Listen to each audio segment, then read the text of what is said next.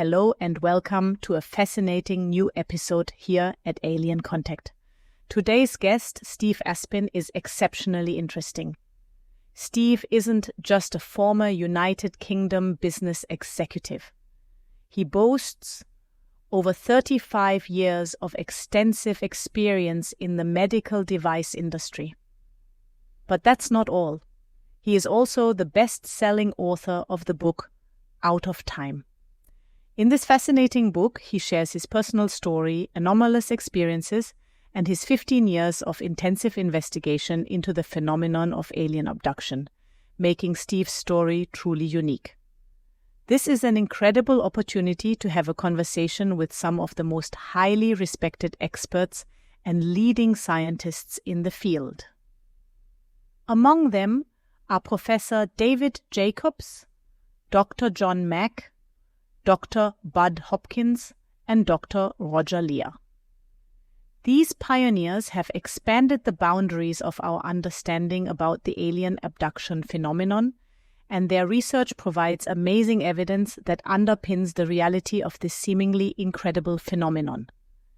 In our thoroughly comprehensive interview today, we delved deeply into the significant key findings from extensive investigations, meticulous research, the widespread ubiquity of numerous witness testimonies, detailed forensic and medical evidence, and the intricate architectural features of a carefully planned intergenerational program. We thoroughly discuss how profoundly those affected can retrace and better understand this profound experience, and what this means for our picture of reality. Dear friends, you don't know Steve yet, and that's why I would like to ask him to introduce himself first. And then we will move on to the interview quite relaxed. As you know from me, I always do this from my intuition, and that's how we let it run. He will always answer everything in English, and I ask him in German. I also make two kinds of videos again. That is, there is a complete video in English, and there is a complete video translated into German. I wish you a lot of fun with this interview. Until right after the intro, it continues.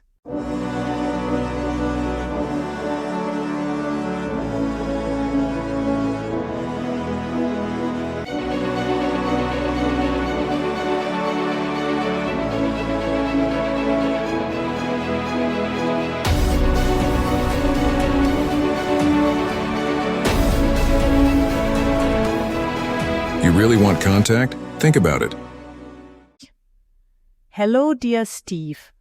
I would like to warmly welcome you here today at Alien Contact. Please be so kind and introduce yourself. Dankeschön. My name is Steve Aspin. I was a company director until I retired in 2018. And I was managing director of a surgical innovations business based in Southeast England, which designed and exported products all over the world. So I have a long history of dealing with surgeons and senior medical people for 35 years. And having retired, I was persuaded to start to record the anomalous experiences, which I came to recognize at quite a late age, at age 51, that it was actually the alien abduction phenomenon, which fitted everything that had been happening to me in my life. And that set me on a quest for about 15 years, where I sought out and interviewed about 30 different abductees. And I sought out some of the foremost researchers into the alien abduction phenomenon and its various manifestations, like the implants, which some abductees find in their bodies. So, thank you very much, Steve, for your open and detailed introduction to your professional career and the experiences that have led you to your current path. Could you perhaps tell us a bit more about your book Out of Time? What inspired you to write a book? And how did it come about? What key insights and findings does the content include that you would particularly highlight? My book, Out of Time, which was first published in 2022, and the second edition was published in 2023 with a different publisher. It's still selling, and the book details, first of all, my personal life experiences as a lead-in to why I became interested in this subject and determined to learn about it. And the rest of the book explores the abduction phenomenon and all its constituent parts, chapter by chapter, and goes into things like how many abductees are there worldwide? Are they all, why do they all report similar or identical experiences? And how long has the program been running? And what are its intentions and goals? And who are the abductors? There different types of alien entities are described by abductees, but there are common threads. The majority of abductees describe the same kind of entities with a few outliers. So the book is an attempt to understand what is going on with this phenomenon, because it's a very large and significant element of the UAP issue. Not the only element, but a very significant part of it. And it's because of my personal involuntary involvements in it. This is what I wanted to write a book summarizing all my findings, my research, the time I spent with Bud Hopkins in the last 3 years of his life, and the time I spent working with Dr. David Jacobs from Temple University in Philadelphia, for which I worked with David for 7 years, and I still know him because he's still around, although he's retired from the field. So all these different angles are explored in Out of Time. So that's a summary of how this book came to be written and what my history is that led up to this this publication. Could you tell us a bit more about your personal experiences and encounters? Do you remember when it all started? How old were you at the time? Can you estimate how often you were taken? Do you know if anyone in your family was or still is involved in this phenomenon? Yeah. Abductees live strange lives. Now, I always knew as a child that I had these experiences at night where there was blue light in the house sometimes, and I knew that these things that happened to me at night were not dreams because I was awake, and I could smell these creatures around me, and I could feel myself being moved, and I knew that they weren't dreams or nightmares, and the paralysis is very physical and very real. And they happened every few weeks from very young, maybe 4 years old. I remember them certainly from age 6 or 7. They happened probably between 5 weeks and on 3 months. They happened continuously. And I came to realize later, or recognize later, that these things had been happening to my mother.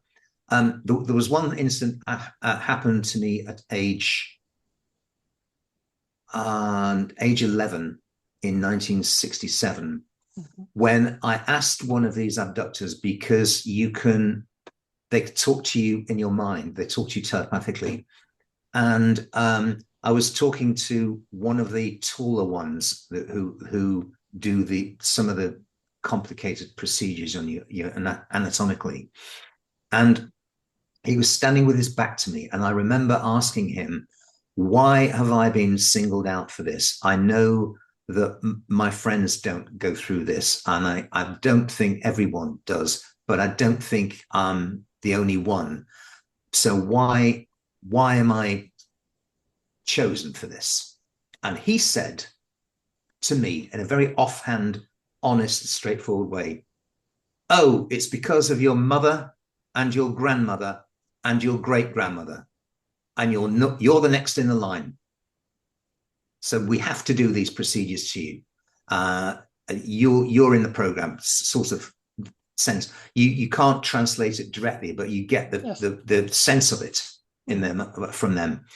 And that particular response, I never forgot. And it was one of the few abduction explicit experiences in the abduction program that I never really got out of my system. And I as a teenager, when I was like between 16 and 18, my mother used to take me off to see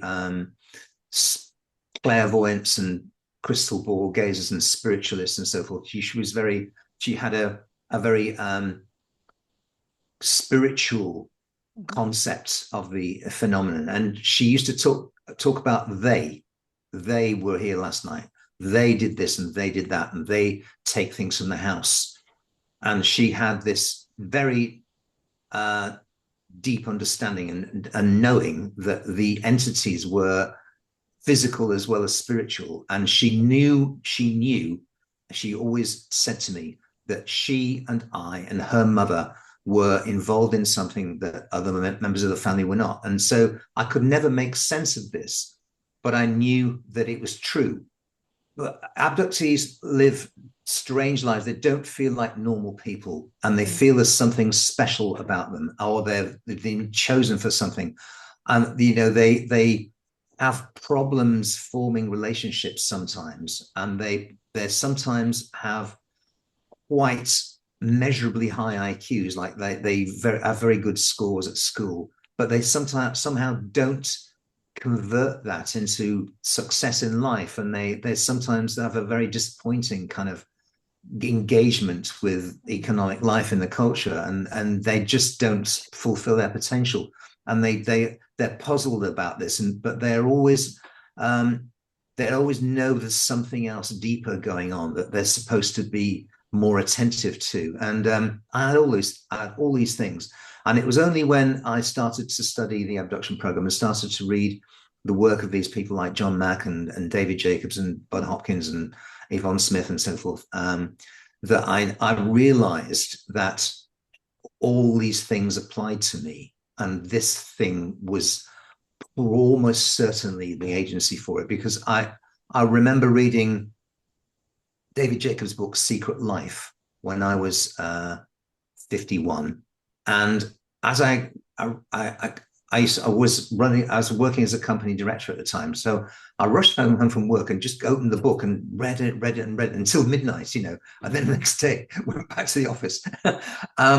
And I remember reading it and thinking, how does this guy understand everything about my life so well and so deeply? And he's inside my head, and everything he was saying about this phenomenon and what the lives of abductees applied to me.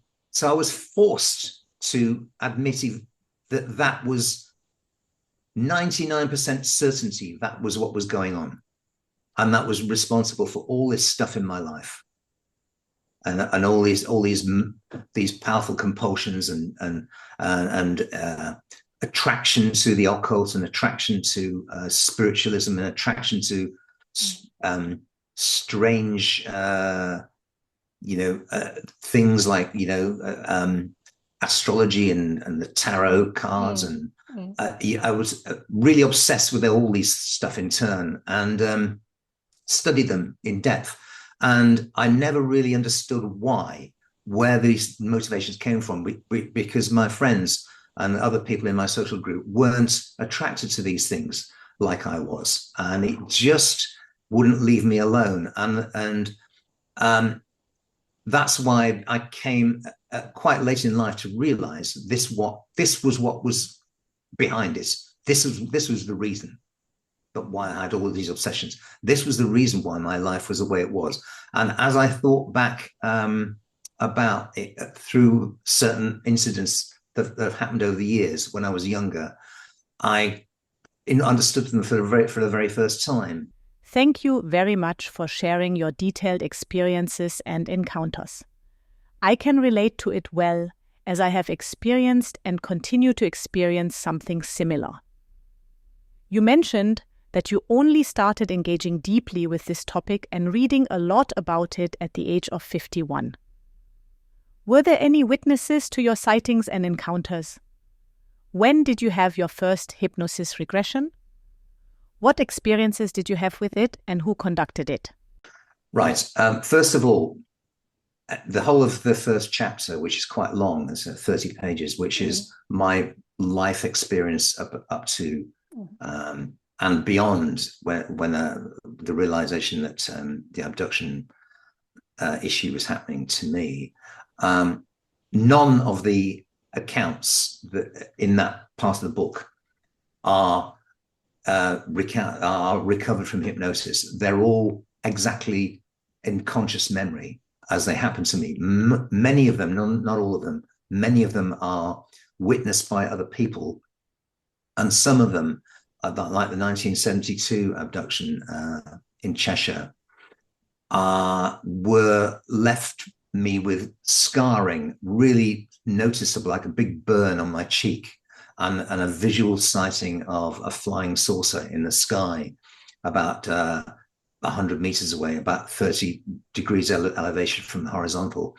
And so that was, and things in about that whole experiences, which was totally undeniable. And I just put it down as a one-off, a thing that you could never understand. And I wasn't going to talk about it because how do you introduce that subject in 1972? And in the provincial England, how do you talk to anybody about it? So I just bottled it up.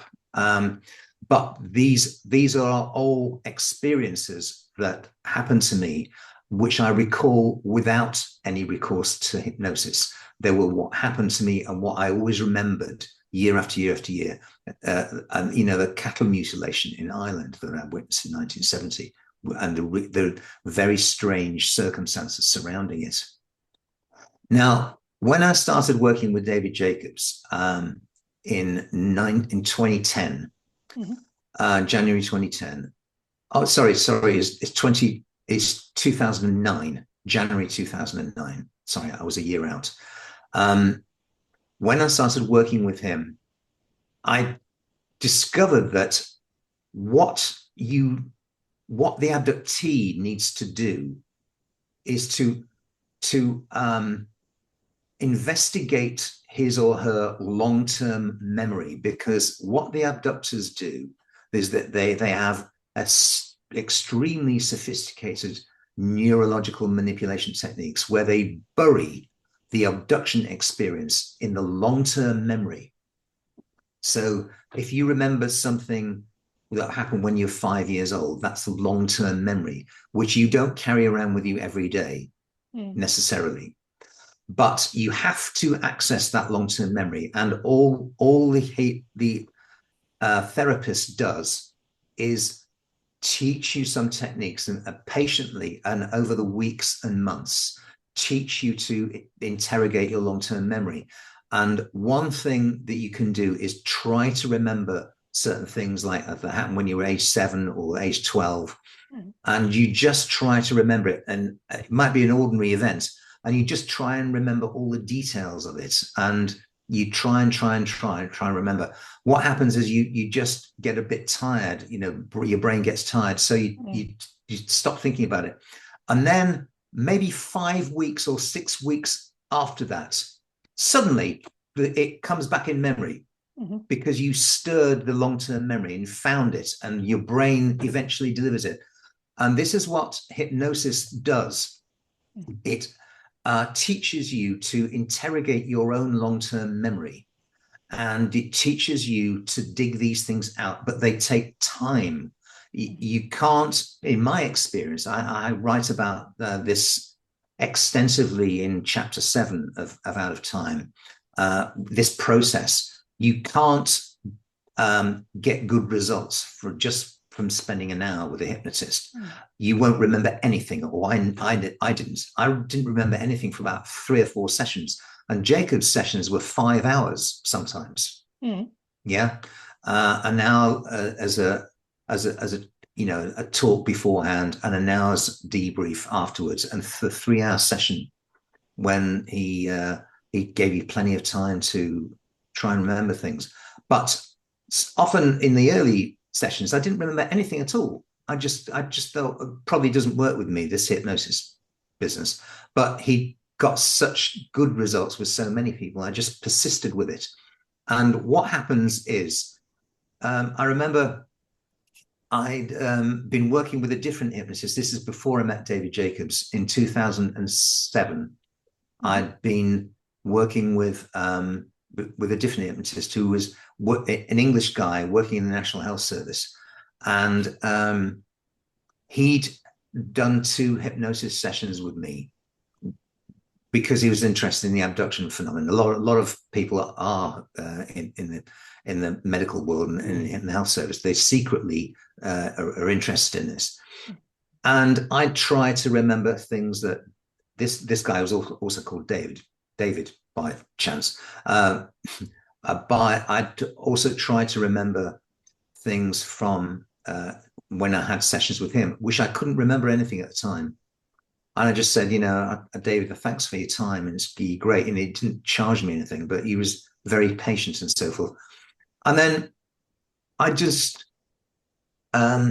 went to Vietnam in 2007 at Christmas to meet a friend of mine who's from New Zealand, who was a patent lawyer.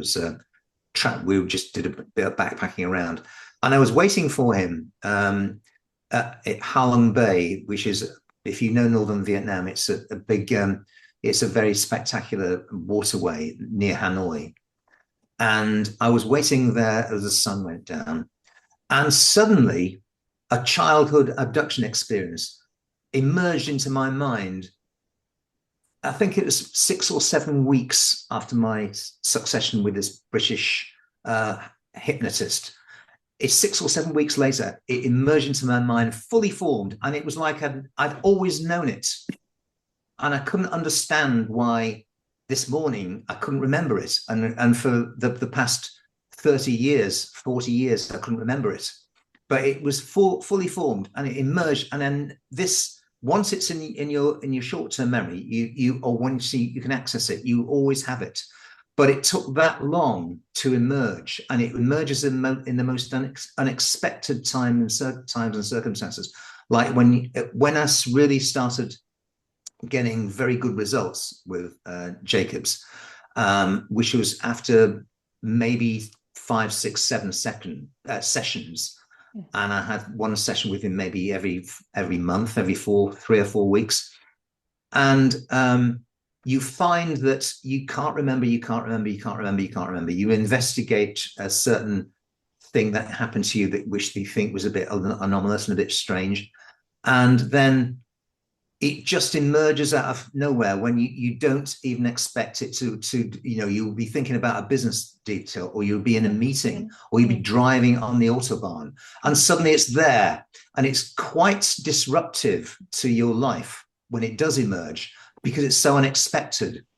And one of the reasons why I stopped the sessions with Jacobs for 2 years was that I found the emergence of the memories in this unexpected way, this unexpected timing, was quite disruptive to my business life and my quote normal life. Yeah.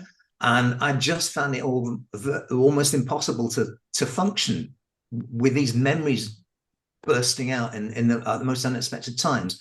So that's the way hypnosis works. It assists the abductee to remember himself, what happened to him at these times. And it takes a long time sometimes for these memories to emerge.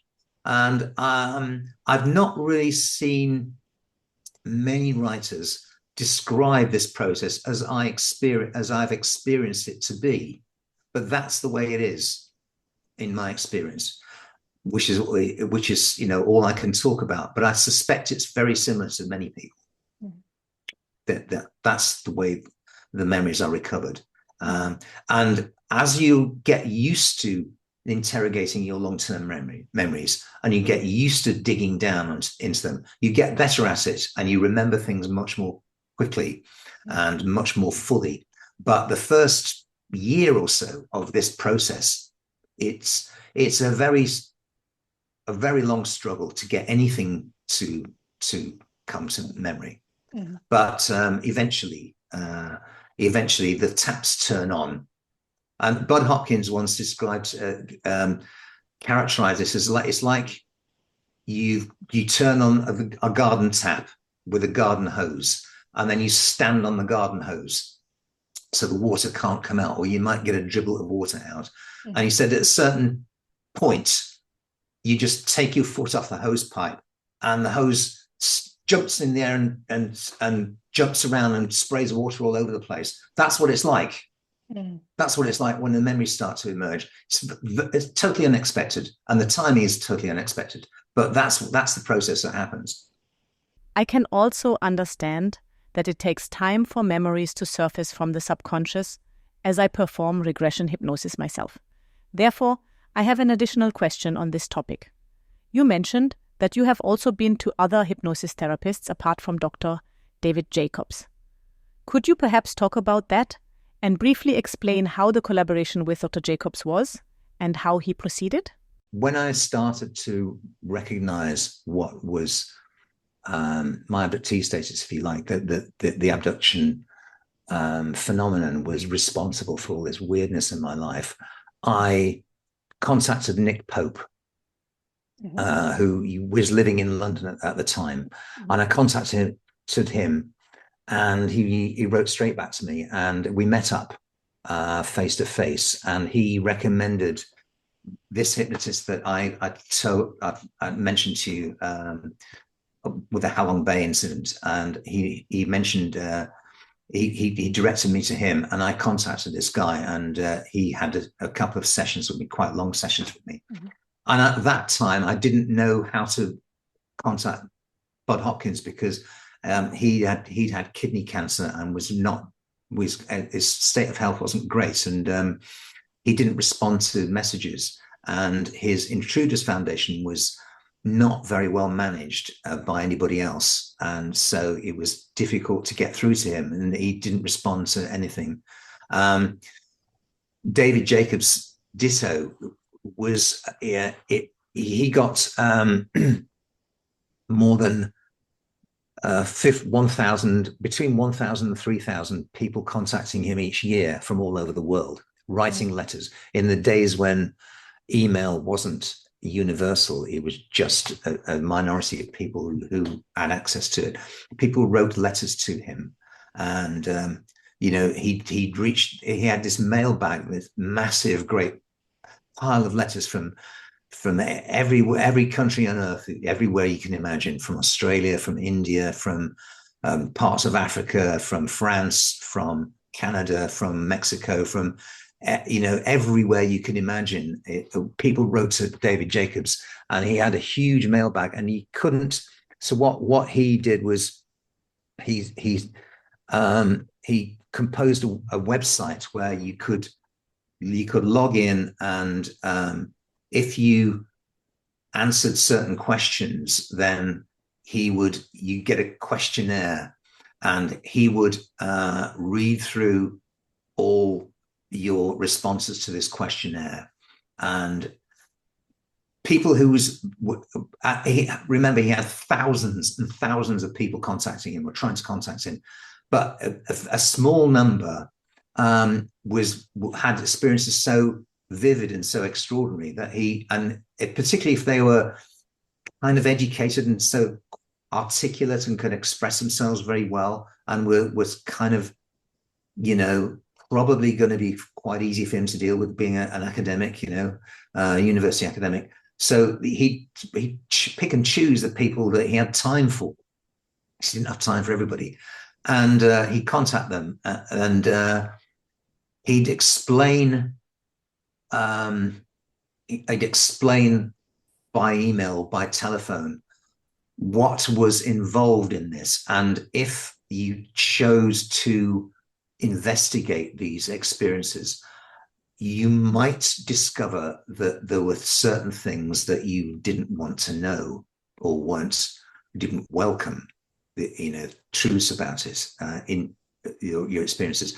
And then he'd give people a 2 or 3 week cooling off period, and he'd always say it's up to the abductee or the suspected abductee to contact him, to proactively contact him every time. So if you still want, after 3 weeks of these warnings where he tried to put you off, if you were still keen to engage with him, you'd have to phone him or you'd have to write to him, and he would again, give you a cautionary warning, and eventually, a small percentage of people got through this process, and he'd work with them. And some people he worked with for 20 years, 25 years. Yeah. He only worked with me for 7. I would like to share something personal that relates to this phenomenon and its challenges. In my case, no one believed me or my experiences at first. The worst part was that I was stigmatized and ridiculed. I couldn't turn to anyone because no one understood me. This made me very sad, and I always felt alone. What experiences have you had in this regard?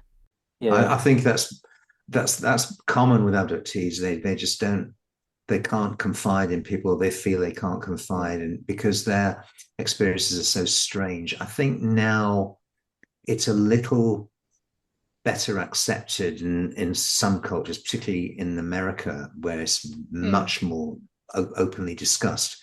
But it's common with abductees that they think it's so fringe, it's so weird, and their lives are so strange. They don't know how to begin the conversation, because they think most people will just think, we have some people in this village. I live in a village of 300 people, and some of people they've read my book and they're really on board with it. And they say, yeah, I think it's a real thing that you're talking about. It's really interesting, and I was interested in the UAP issue and UFOs and for years and years. And others think this guy's crazy. That's the end of it. They just don't. They're very hard-headed. One of the guys is a surgeon and retired surgeon. He's just not on board with it at all. He just doesn't think anything about this reported phenomenon is credible or believable. But he doesn't look deeply enough to understand it. So but people have a wide range of responses. But when they know the person really well, and the abductee has a consistent story and is proven to be quite sound, and I don't know if I translate that into German. Somebody who's kind of reliable and normally well grounded, people are likely to take what he or she reports a little bit more seriously, but skepticism always remains. So, a lot of people don't know how to deal with it and just push it away because it's not in the public discourse in the way that some things are in the public discourse, permitted, like politics. They're permitted areas of difference and permitted areas of opinion. But in being abducted by aliens and having implants in you and being affected for your whole life, and by a phenomenon which is claimed to be intergenerational, that runs so deep, is something that a lot of people just will not deal with and cannot take it into their world, their mental world. They just can't deal with it, and they just walk the dog and go to work and do what they do. That's all they can cope with. They just can't cope with this. And why should they? It's if he doesn't affect you deeply and personally, or it doesn't affect you, any member of your family, you have no motivation to engage with it or try and understand it, other than idle curiosity. And, that only gets you so far. Thank you for sharing your personal experiences with this topic. Now, regarding the intergenerational component of the phenomenon, do you believe that we have agreed to these alien abductions, either ourselves or perhaps our ancestors before us? Or do you think it might even be hidden in our genes? It's not a black and white thing to me. Yes. I think one thing about this is I don't think I signed up for this. I mean, some people like Dolores Cannon said to me once, she's passed away now.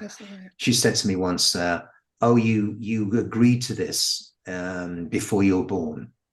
You agreed to be an abductee before you were born." And I can't really automatically sign up to that. I think it's possible, but not altogether likely. The intergenerational thing is absolutely, definitely real, and it's been recognized and acknowledged by everyone who's seriously researched this phenomenon. There's a very strong intergenerational link, and you can speculate all day long as to why the abductors do that, but whatever the reasons are, that's what they do, and they have reasons they do it. And I don't know whether they're slowly modifying the genes of the abductees, or how that works, or how complex it is, or how deep it goes. But the intergenerational link is absolutely vitally important to them, and it's a central feature of the whole alien abduction phenomenon. And if you don't understand that, you don't understand the first thing about the phenomenon, because that is a major component of it. And nobody really understands why that should be, but it is that. So I don't have any natural children, so it stops with me. I think there's other members of the extended family that it's going down through them as well. But I'm the only one who's come out publicly and written a book about it, and has gotten a certain amount of notoriety for engaging with this subject in the public domain. So those other members of the extended family choose not to engage with it in this way. So they have kids, and they have kids, and so forth. So it's going down different lines, but in each case, one of their parents was an abductee, and one of their grandparents was an abductee. That's how it works. And if you have ideas about this, you can add them to everybody else's ideas, because nobody really knows why they're doing it, because that's what they do. And they tell you. I mean, they told me at age 11 that it's because of your mother and your grandmother and your great grandmother, and if it wasn't for them, you wouldn't be here, and you're next in line, they said. And so it's absolutely, definitely a central part of the abduction thing, or essential. I completely agree with what you have said so far, and I would like to sincerely thank you for your openness, honesty, and the knowledge you have shared with us. Would you perhaps like to say a few closing words at the end of this interview? I think it's very intrusive into your life, and it's something which makes life much more difficult than it would otherwise be. But having said that, I think I wouldn't have become the person I am in a positive way had this not happened to me, because it forces you to think about things in a different way, and it forces you to deal with it. And I wouldn't change it retrospectively now. If I could if I could go back and and choose a life track again, I would probably still choose to be an abductee, because of it's not exactly the benefits, because you know that the aliens tell you things, the abductors tell you things, and you experience things that other people don't, and you can have heightened telepathic abilities and heightened psychic abilities and so forth, and you can sense things that other people can't physically, and you somehow your senses get sharpened when this phenomenon engages with you. So it's got a lot of kind of spin-offs in terms of your personal development, but it's hard, it is tough, it is hard to engage with a normal life and to concentrate on your normal life, quote normal, your business life and your family life and so forth. With this going on, it's very, very dominant psychically to abductees. They're very distracted by it, but even if don't fully acknowledge that this is happening to them, they do feel that something is kind of holding them back or is governing their actions, or they feel special in maybe not a good way, or they feel there's a big cataclysm coming to the human race and the planet, and when it happens, they will know what to do. They just feel that. A lot of them just feel that way. So they have definitely enhanced abilities, often, not always, but often. They have enhanced abilities, and they're more psychic and more intuitive than most people, because their faculties are opened by these interactions, and they're kind of forced to dive into it to some level anyway. So I think in that way it's kind of positive, but it's very tough to live life as an abductee in this culture, in this society. It's very difficult, much more difficult than for a non-abductee who's fairly successful in life would find it. So it's maybe it's slightly on the positive side, and in terms of your life experience and your abilities and your faculties and your understanding about things, which you're forced to engage with these subjects and forced to study them and try and understand things, which with a compulsion that many people don't feel. So in that sense, the results can be quite very, very deeply enhancing to you, but it's not easy to go through this life. It's very difficult sometimes to cope with it. Very hard. Dear all, I would first like to sincerely thank you for taking so much time to listen to us. I want to let you know that there will be a second part where we will dive deeper into the topic of implants. Dear Steve, thank you so much for being my guest today. I am already looking forward to our next conversation. Until next time. Goodbye. Thank you immensely for your presence today. Beloved ones, the complete videos are now exclusively accessible for members only. This implies that you can view the full versions of my videos, enjoy bonus material, and a plethora of other exclusive content solely with a premium subscription. This decision stems from my desire to provide you with even more content and to support my work. I am confident that you will relish the supplementary content. Heartfelt thanks for your understanding. Until next time here at Alien Contact.